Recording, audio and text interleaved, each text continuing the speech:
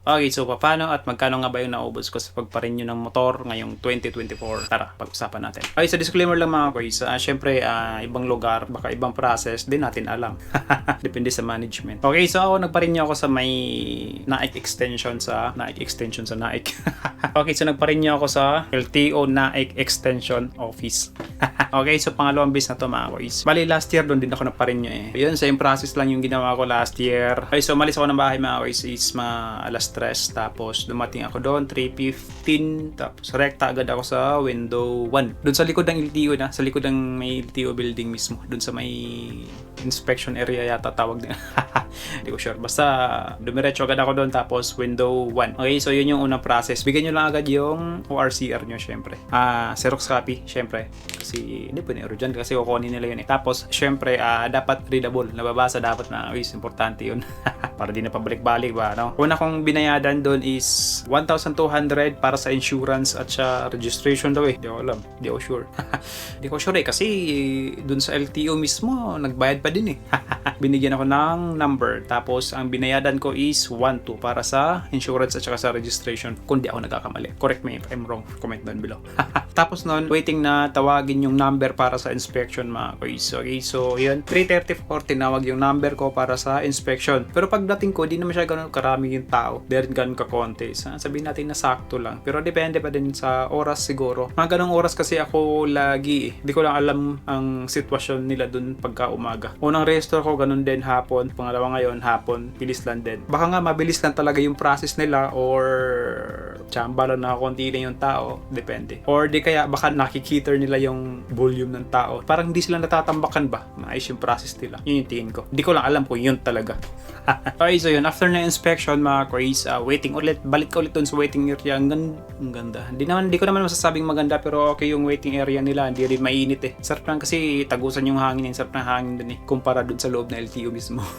Okay, so kaya hindi ganong mahirap din. Tapos may upuan din naman. Medyo okay naman. Tapos waiting ulit ng releasing ng paper ng motor. So 4:01, release na yung papel ng motor. Tapos yun, proceed na agad ako sa main building ng LTO. Tapos syempre, rekta ka na dun sa may information. Nilalag nila, inaayos nila yung papel. Kinukuha nila yung dapat kinukuha nila. Tapos binibigay sa'yo yung dapat na sa'yo. Okay, yung insurance at saka yung number yata yun. Okay, so yun, pinapaproceed ka agad sa window 9. Tapos waiting ka na sa releasing. Yung time kasi ng release, yun din yung time ng payment ulit. Panibagong payment ulit mga boys. Okay, so binayadan ko is 262 dun sa may mismo LTO. Hindi ko lang alam sa inyo, yun sa akin. Pero pare-pares na naman siguro, sana. Okay, so yun, 4:24 release na agad yung OR ng motor. Parang printed na Xerox copy lang. Okay, siguro nagtitipid sila. Ayun, so di ba saglit lang yung process kasi mahirap pagka unregistered mga kuys May nakasabay akong isa na nahuli ng HPG sa may 13. Haba pala ng process. Di ko pa naman natatry. Huwag naman sana. Yun, pagka nahuli pala tapos unregistered yung motor mo, take impound. Impound naman din kasi talaga. Tapos, yun, ang impounding pala ng area ng Cavite, sabi niya Di ko na sigurado sa inyo.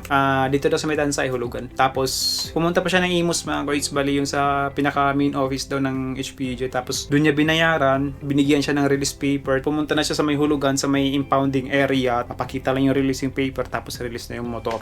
Nirekta niya na din agad sa LTO para magpa-register ngayong araw din mismo.